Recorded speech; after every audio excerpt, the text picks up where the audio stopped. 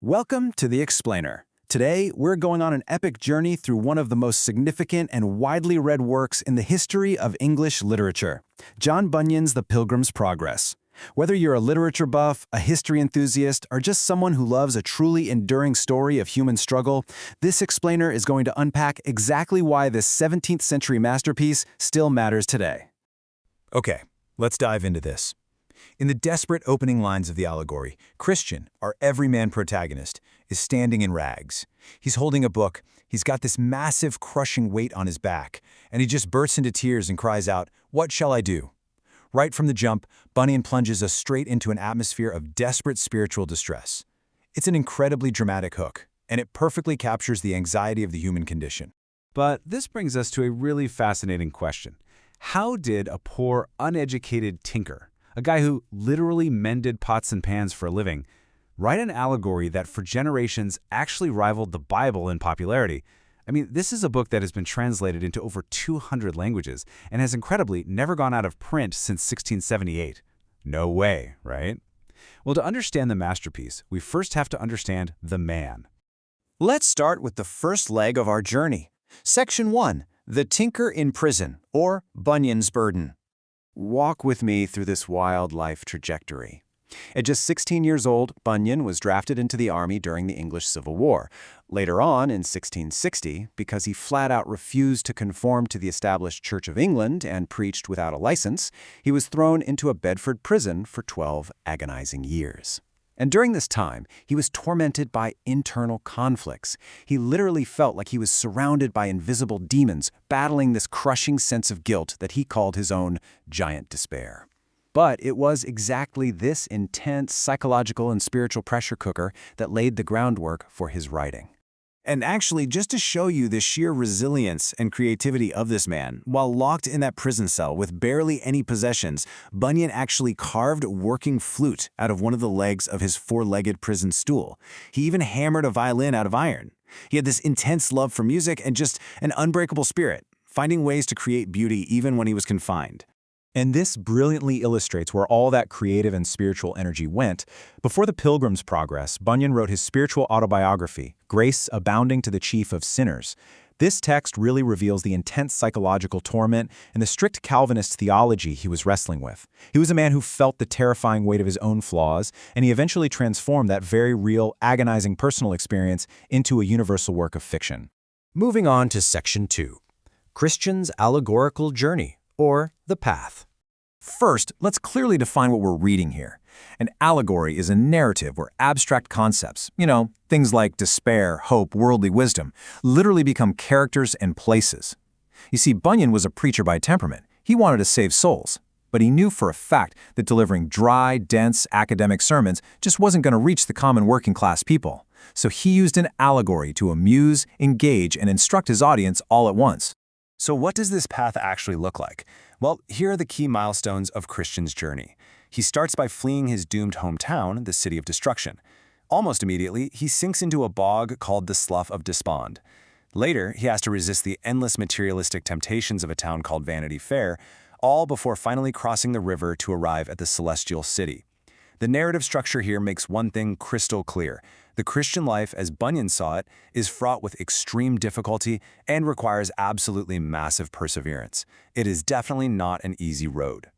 And throughout the beginning of this journey, Christian is lugging around that enormous, crushing burden on his back.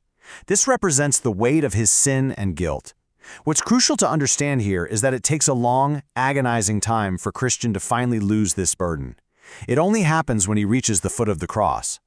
This deeply reflects Bunyan's own evangelical Protestant view of conversion, that justification comes by faith and usually follows a prolonged, really difficult struggle. Let's look at Section 3, Real-World Geography, Grounding the Abstract. Now, what's really interesting about this slide is how directly Bunyan mapped his allegorical world onto his own hometown of Bedfordshire. That terrifying slough of despond, it was inspired by the actual gray clay bogs of Stewartby. The grueling hill difficulty matches Ampthell Hill, which is the steepest in his county. And the glorious Palace Beautiful was based on Houghton House, a grand mansion overlooking the local plains. He grounded these high-level spiritual truths right in the dirt, mud, and architecture of his everyday life. In fact, 21. That's the number of natural or man-made geographic features in Bedfordshire that scholars have successfully identified as direct inspirations for locations in the book. Bunyan literally turned his daily commute into a map to heaven. Let's head into Section 4, Diverse Critical Interpretations, or the Mountains and Valleys of Discourse. Of course, a book this influential doesn't stick around for over 300 years without being heavily analyzed. We're pulling directly from modern literary and sociological journals here, and we're doing this not to take sides, but to neutrally examine the incredible, dynamic, and evolving relevance of this text. The fact that academics are still arguing over a 17th century Puritan allegory today proves just how deep its impact really is. Just look at the sheer variety of analytical lenses applied to this book today. We've got theological debates, readings of it as socio-political resistance against the state, psychological evaluations, and modern intersectional critiques focusing on post-colonialism and feminism. A simple story written by a tinker is now the subject of highly complex, intersectional academic analysis. Let's compare a few of these. On one hand, the traditional view celebrates Christian as embodying heroic, masculine courage and perseverance in a spiritual battle.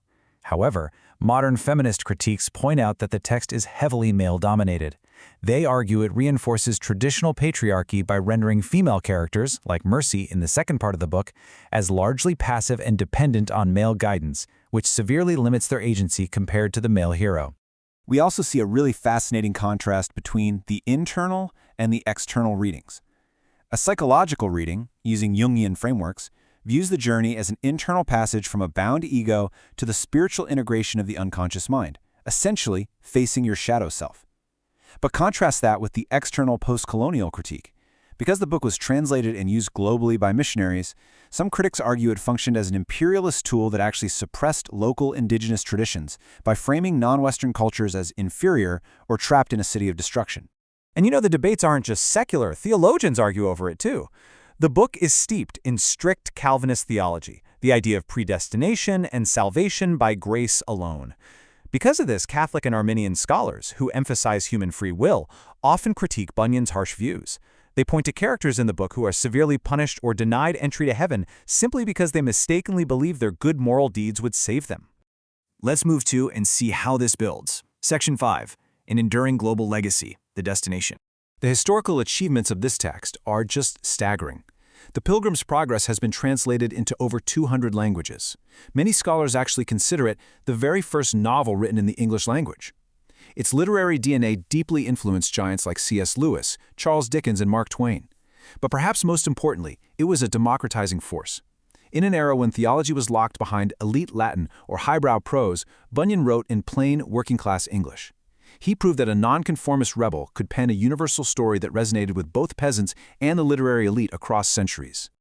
Which brings us to the end of our path, and a question for us all to consider. What is your burden? Whether you view it through a lens of theology, psychology, or just personal growth, how does your own modern struggle, your personal sloughs of despond and hills of difficulty, compare to this timeless 17th century pilgrimage? It's a question that has kept this masterpiece alive for over 300 years, and it's one that leaves us all with a lot to think about on our own personal journeys.